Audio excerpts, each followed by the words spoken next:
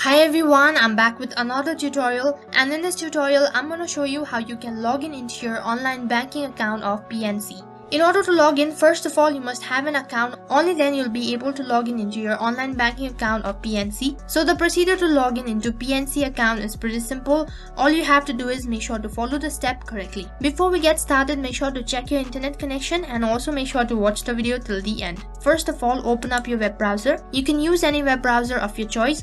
As for this video, I'm using Google. As you open up your web browser, in the search box type in the link, that is www.pnc.com.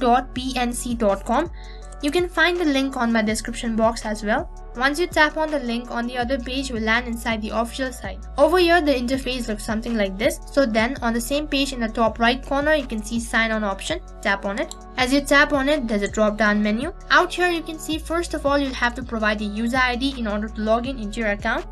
So make sure to enter the correct login detail that is associated with your PNC account. Once you're done entering your user ID, tap on password. After you're done entering your login detail, make sure to review it once again. Only then tap on login in the bottom right corner. As you tap on login, on the other page will successfully land inside your PNC account.